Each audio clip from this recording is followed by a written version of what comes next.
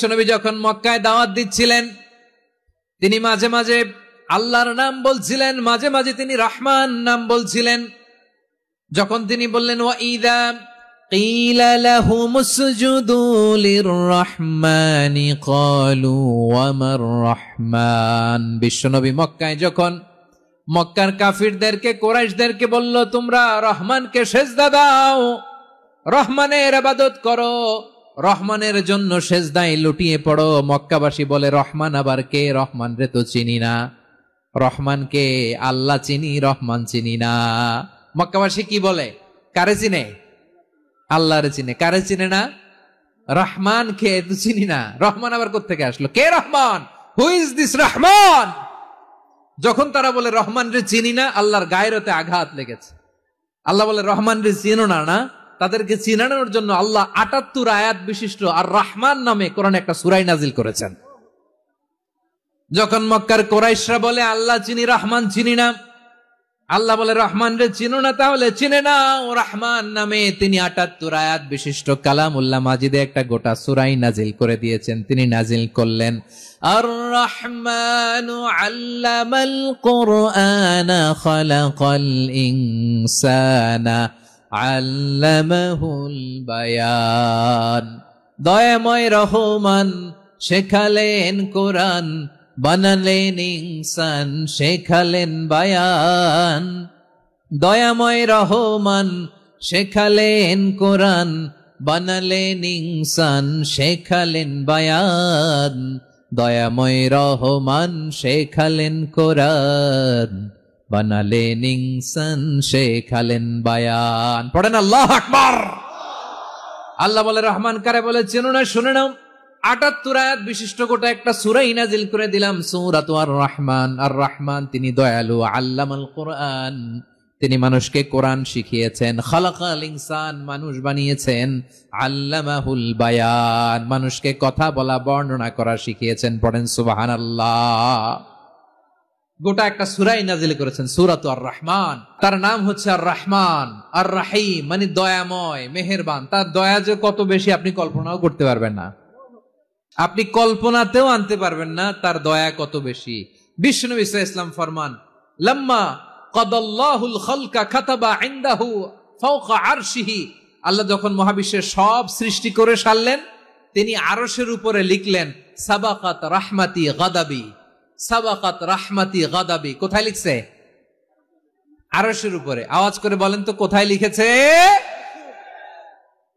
আরশের উপরে আল্লাহ লিখলেন সাবাকাত রাহমাতি গাদাবি।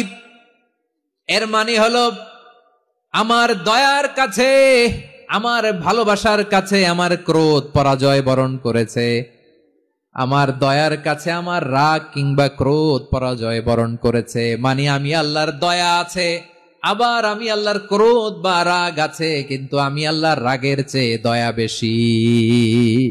আওয়াজ করে বলেন আল্লাহর রাগ বেশি না দয়া বেশি? আল্লাহর যদি রাগ থাকতো আমরা বাঁচতে পারতাম? যে পরিমাণে আকাম খুকাম আমরা করি, অপকর্ম করি, অন্যায় করি, জুলুম করে জুলুমের আড্ডাখানা বানিয়ে রেখেছি গোটা দুনিয়াকে, আল্লাহ যদি মুহূর্তে মুহূর্তে রেগে যেতেন আমরা বাঁচতে পারতাম? মহাবিশ্ব সৃষ্টির পরেই তিনি আরশের উপরে লিখেছেন সাবাকাত রাহমাতি গাদাবি, মানে আমি আমার দয়ার কাছে আমি আল্লাহর ক্রোধ, রাগ, ক্ষোভ এটা পরাজিত হয়েছে। সুবহানাল্লাহ বলেন। আবার বিষ্ণু বললেন জাআলাল্লাহুর রাহমাতা মিয়াতা জুজ, আল্লাহ দয়ার ভালোবাসাকে ১০০ টুকরা করলেন। ৯৯ টুকরা দয়া মায়া ভালোবাসা আল্লাহ নিজের কাছে রেখে দিলেন, আর ১ টুকরা দয়া মায়া ভালোবাসা আল্লাহ গোটা বিশ্বের সবার মাঝে ঢেলে দিলেন। দয়া মায়া ভালোবাসা ১০০ টুকরা করে আল্লাহ নিজের কাছে রাখছেন কয় টুকরা? সবাই বলেন ৯৯ টুকরা। আর গোটা বিশ্বের সবার মাঝে ভাগ করে দিয়েছেন কয় টুকরা? এবার এই ১ টুকরার নমুনা দেখেন তো পৃথিবীতে। স্বামী স্ত্রীর জন্য কত ভালোবাসা, বন্ধু বন্ধুর জন্য কত ভালোবাসা, গার্লফ্রেন্ড বয়ফ্রেন্ডের জন্য গলায় ফাঁস লাগায়, আছে না নাই? এই এখন গলার আওয়াজ বাড়ছে ইয়াংদের।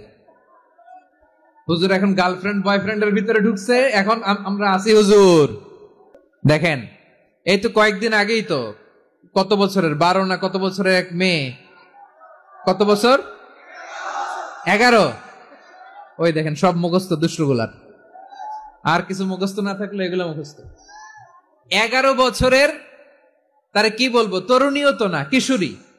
এই কিশোরী ভালোবাসার টানে বাপ মা থুইয়া চলে গেছে কোথায়। দেখেন ভালোবাসারে আল্লাহ 100 টুকরা করেছেন, 99 টুকরা ভালোবাসা আল্লাহ নিজের জন্য রেখেছেন, 1 টুকরা আমাদের সবাইকে ভাগ করে দিয়েছেন। যত পাখি আছে পৃথিবীতে, যত মাছ আছে, যত প্রাণী আছে, যত মানুষ আছে, যত জিন আছে, আমরা সবাই মিলে পেয়েছি ভালোবাসার কয় টুকরা? আর আরশে আজিমের অধিপতি আল্লাহ, তিনি তার কাছে ভালোবাসা রেখে দিয়েছেন কয় টুকরা? তাহলে এবার আওয়াজ করে বলেন, আল্লাহর রাগ বেশি নাকি দয়া বেশি? আল্লাহ তুমি দয়ার সাগর, রহমানুর রহিম, তোমার দয়ায় পূর্ণ আমার সারা নিশিদিন। সবাই পড়েন, আল্লাহ তুমি দয়ার সাগর, রহমানুর রহিম, তোমার দয়ায় পূর্ণ আমার সারা নিশিদিন। আল্লাহু আকবার। আল্লাহ বলেন, রাহমাতি ওয়াসিআত কুল্লা শাই, গোটা বিশ্বের সব জায়গায় আমি আল্লাহর রহমত বিস্তৃত, এমন কোন জায়গা নাই যেখানে আমি আল্লাহর রহমত নাই। ঠিক কিনা বলেন? এমন কোন জায়গা নাই আমি আল্লাহর রহমত নাই। আমি আল্লাহর রহমত ছাড়া গাছের একটা পাতা নড়ে না, আমি আল্লাহর দয়ার রহমত ছাড়া গাছের একটা পাতা পড়ে না, আমি আল্লাহর দয়ার রহমত ছাড়া আকাশ থেকে এক ফোঁটা বৃষ্টি ঝরে না। তিনি হলেন রহমান, তিনি হলেন রাহিম। ঠিক কিনা বলে? আল্লাহরে চিনতেছেন? আলোচনার বিষয় কি? আসুন আমাদের রবকে চিনি। তিনি হলেন আর রহমান, তিনি হলেন আর রাহিম। তার দয়ার কোনো শেষ নাই, তার মায়ার কোনো শেষ নাই। বনি ইসরাইলের এক লোক 500 বছর আল্লাহর ইবাদত করেছে। কয় বছর? কোথায় জানেন? সাগরের মাঝখানে এক পাহাড়, ওই পাহাড়ের উপরে বসে 500 বছর টানা আল্লাহর ইবাদত। দিনে আর রাতে একবার করে নিচে নামতেন। সেখানে আল্লাহ তাআলা পাথরের ভেতর থেকে তার জন্য মিঠা পানির ব্যবস্থা করে দিয়েছেন, আর একটা ডালিম গাছের ব্যবস্থা করে দিয়েছেন। সকালে নামলে একটা টসটসে ডালিম, রাতে নামলে টসটসে ডালিম। এগুলো খেয়ে খেয়ে 500 বছর সে আল্লাহর ইবাদত করেছে। আর সে আল্লাহর কাছে বলেছে, আল্লাহ আমি যখন মারা যাব সেজদারত অবস্থায় যেন মারা যাই। ঠিকই আল্লাহ সেজদারত অবস্থায় সাইয়েদনা আজরাইলকে পাঠিয়ে দিলেন। সেজদারত অবস্থায় লোকটা মারা গেল। 500 বছর ইবাদতের পরে আল্লাহর দরবারে কিয়ামতের কঠিন ময়দানে যখন লোকটা হাজির হয়ে যাবে, আল্লাহ বলবেন, আদখিলু আবদি আল জান্নাতা বিরহমাতি, আমার বান্দাকে আমার দয়া, আমার ভালোবাসা দিয়ে জান্নাতে ঢুকায়া দাও। 500 বছর ইবাদত করছে তো আমার দয়ায় আমার বান্দারে জান্নাত দাও। এই বান্দা বলে, বালবি আমালি, আল্লাহ তোমার দয়া লাগবে কেন? আমি আমার আমল দিয়ে জান্নাতে যেতে চাই। কি দিয়ে? কথা বুঝে নাই বোধহয়। আল্লাহর এই বান্দা কি দিয়ে জান্নাতে ঢুকতে চায়? আমল দিয়ে। আল্লাহ বলছে, আমার দয়ায় আমার বান্দারা জান্নাতে নিয়ে যাও। ফেরেশতারা এ বলে, আল্লাহ তোমার দয়া লাগবে কেন? সেজদা তো কম দেই নাই, জিকির করতে করতে 500 বছর শেষ করে দিলাম, আবার তোমার দয়া লাগবে? আমি তো আমার আমলেই জান্নাতে যেতে পারি। আল্লাহ বলবেন, তাই ঠিক আছে, আমি চাইলাম দয়া দিয়ে জান্নাত দিব, তুমি চাইলে আমল দিয়ে ঢুকবা। ঠিক আছে, তোমার আমল আর আমার যে দয়া, দুইটার একটু মাপ দেই। তোমার 500 বছরের ইবাদত এক পাল্লায় রাখো। আর আল্লাহ বললেন, আমি যে দয়া করে এই দুনিয়ার নাজ নেয়ামত বিউটি সৌন্দর্য দেখার জন্য তোমার 2টা চোখ দিয়েছিলাম, 2টা নয়, একটা চোখ আরেক পাল্লায় রাখো। রাখা হবে, দেখা যাবে ওই 500 বছরের ইবাদত হালকা হয়েছে, আর মুহূর্তের মধ্যে আল্লাহর দেয়া একটা চোখের নেয়ামত ভারী হয়ে গিয়েছে। আল্লাহ বলবেন, তোমার কথা মতো মাপ দেয়া হলো, এবার ফলাফল দেখো। হিসাব বলে, তুমি এখন জাহান্নামে যাবা। Go to the hell fire, যাও এবার জাহান্নামে যাও। মাপ জোখে যখন আসছো আমার সাথে হিসাব ক্যালকুলেশন, যাও তুমি এবার জাহান্নামে যাবা। এবার লোকটা কাচুমাচু করে বলে, আল্লাহ আমি বুঝি নাই, আল্লাহ আমি বুঝতে পারি নাই, খেয়াল করি নাই, তুমি আমারে ক্ষমা করো, তুমি আমারে মাফ করো। ও আল্লাহ, এবার আমি টের পেয়েছি, এবার আমি বুঝতে পেরেছি, তোমার দয়া ছাড়া দুনিয়ায় কেউ জান্নাতে যেতে পারবে না, কেউ পারবে না। আল্লাহ বললেন, ওরে গোলাম, তুই তো কিছুই ছিলি না, অস্তিত্বহীনতা থেকে তোরে অস্তিত্বে আনলো কে? ওই ছোট্ট শুক্রাণু থেকে মায়ের পেটে 9 মাস তোরে খাবার দিয়েছে কে? আবার সুস্থতার সাথে দুনিয়ার বুকে তোরে ডেলিভারির ব্যবস্থা করে দিল কে? আবার তোর মায়ের বুকের ভেতরে 2টা খাবারের লাইনের ব্যবস্থা করে দিল কে?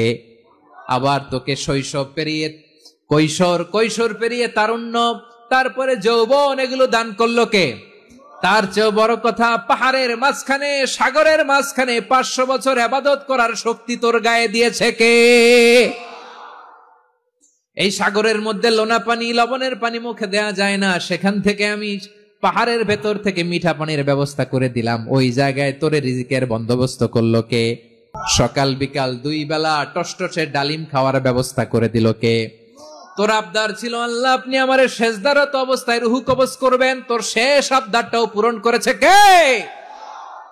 ও গোলাম, আমার রহমতের তুলনায়, আমার নেয়ামতের তুলনায় তোর 500 বছরের ইবাদতের কোনো ওজনই হবে না। গোটা বিশ্বের কেউ কোনোদিন আমার জান্নাতে ঢুকতে পারবে না আমি আল্লাহর দয়া ছাড়া। হুয়ার রহমানুর রহিম, তিনি দয়াময়, তিনি মেহেরবান। জিব্রাইল আলাইহিস সালাম বিশ্বনবীর এই লম্বা হাদিসটা যখন শোনালেন, আমি যা যা বলছি এটা বিশাল এক হাদিসের অনুবাদ। বললেন, ইয়া মুহাম্মদ, এই দুনিয়ার সবটাই চলে আল্লাহর রহমত দিয়ে। হাদিসের শেষ কথা, সব চলে আল্লাহর কি দিয়ে?